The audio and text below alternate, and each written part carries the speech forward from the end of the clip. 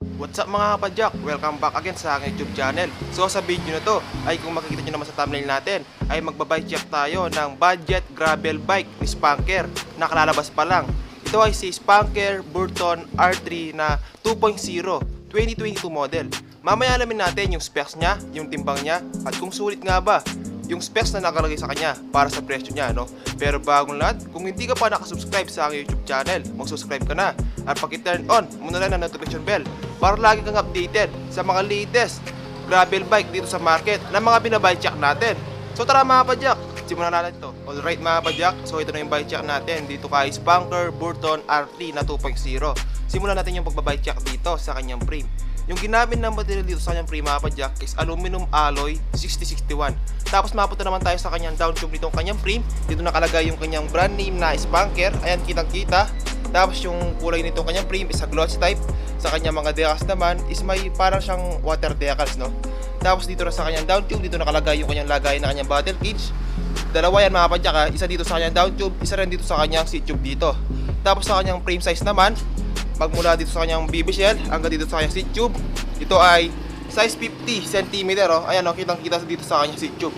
Tapos sa kanyang top tube size naman, ito ay around size 52 to size 54. Ayan siya. Tapos sa kanyang ICR, dito dumaan niya sa kanyang down tube.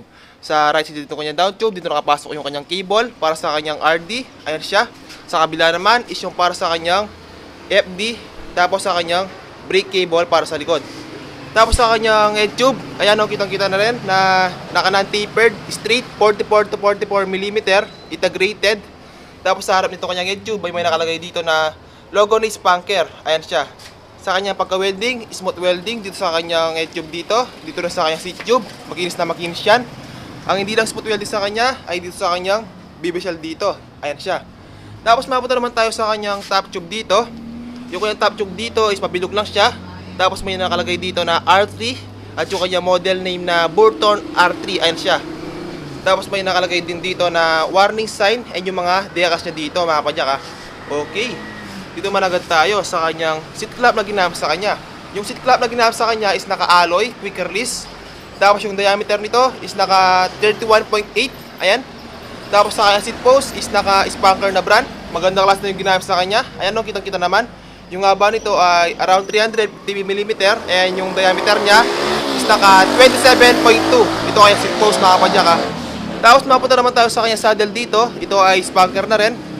Pang gravel bike talaga to dahil medyo manipis lang siya. Tapos aero na aero pa. Ayan o, Spanker. Ayan, tapos yung kanyang release dito is bakal pa yan para masiguradong matibay. Ayan siya, no? Okay. Dito naman agad tayo sa kanyang drivetrain setup. Ito pala ay naka 2x9 speed. Ayan, no? Tapos yung ginamit na crankset sa kanya is naka Spanker na rin. 170 mm ito kanyang haba ng kanyang crank arm. Ayan, no? Spanker. Force alloy na rin to. Naka square type pa yan. Tapos sa kanyang BCD is naka 110 BCD. Itong kanyang mga chainring dito. And yung mga ratio naman niya is naka 50 teeth yung pinakamalaki.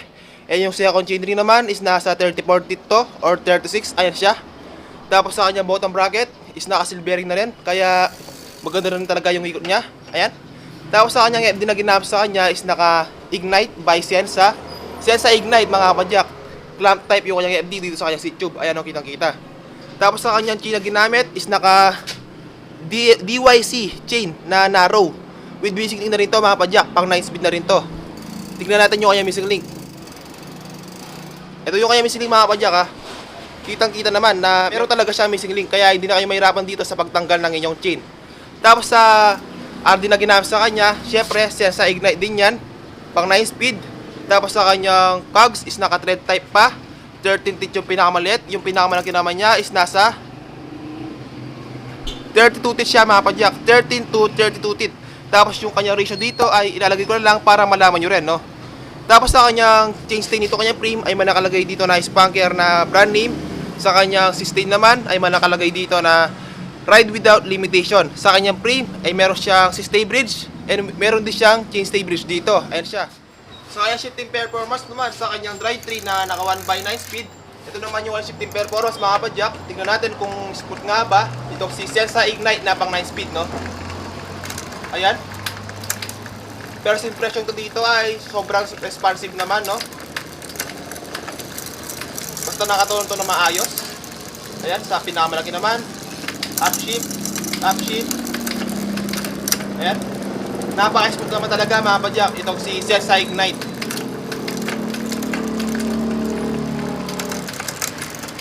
Okay, dito naman tayo sa kanyang wheelset na ginamit sa kanya. Siyempre dahil gravel bike to, ito ay naka 700 by 35C na gulong. Tapos yung ginamit na brass sa kanyang gulong is naka skin wall, ayan, compass, 27 TPI casing, pang gravel bike to mga kapadyak, magandang klase na rin. Tapos sa kanyang ropes na ginamit sa kanya is naka spanker na rin yan, double wall alloy. Tapos sa kanyang spokes is naka steel pa to or bakal na 32 pieces to 36 holes. Ito kanyang spokes sa likod. Tapos sa kanyang inner tube is naka cylinder valve. Ito kanyang inner tube dito. Tapos sa kanyang hubs naman na ginamit sa kanya, wala siyang brand pero naka-thread type pa to. Bakal ito ang kanyang hubs mga kapadyak. At ito naman yung sound check. Tingnan natin.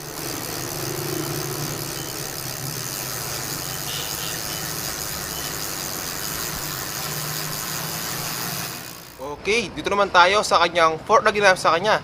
Yung fork na ginamit dito kay Spanker Burton R3 na 2.0 is naka-spanker na brand din. Ayan o, kitang-kita. Tapos may mga decals dito, pang gravel bike.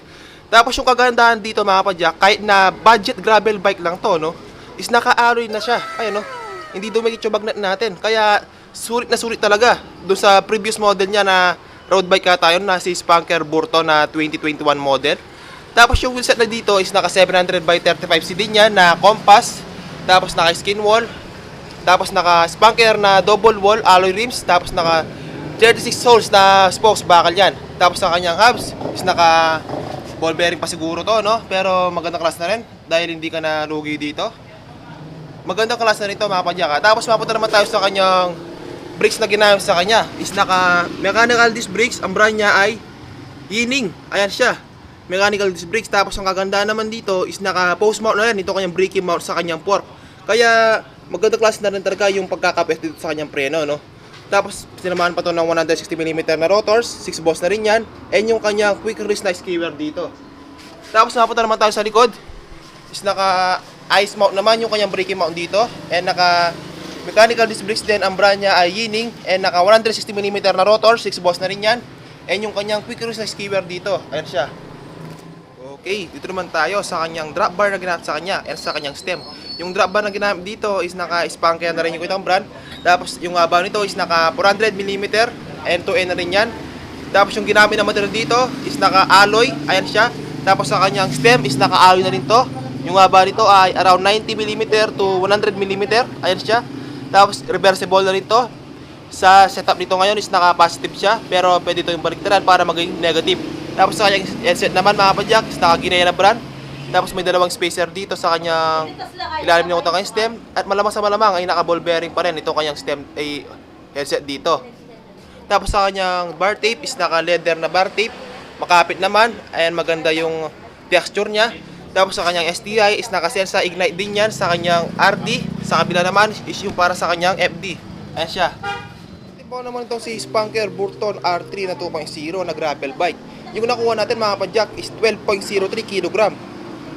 Anong masasabi nyo dito? Mag-comment na kayo sa ibaba para mapag-usapan natin yan sa comment section. No? At yan yung bike check natin dito kay Spanker Burton R3 na 2.0.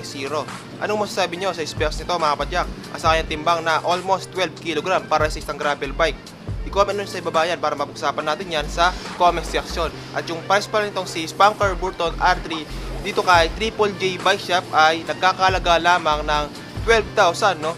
Para sa isang gravel bike na naka-alloy na yung fork and smooth welding na yung frame and naka-Sensa Ignite, skin wall pa yung gulong. Para sa akin, sulit na yun mga kapadyak. Syempre sa presyo 12,000, matik may previous yun, kagaya ng battle cage, helmet, taillight. Ayan, ilalagay ko lang yung ng FB sa description box below natin and yung kanilang contact number. Para kung sakaling interested po kayo dito mga kapadyak, ay mag-message na ako sa nila, no? Kaya kung nagustuhan nyo ito, huwag mo kalimutan bigyan ng like at mag-comment ka na rin about sa video natin for today at mag-subscribe ka na rin sa aking YouTube channel para lagi kang updated sa mga latest gravel bike dito sa market na mga binabike check natin. So hanggang dito lang yung video natin mga kapadyak. Ride safe mga kapadyak.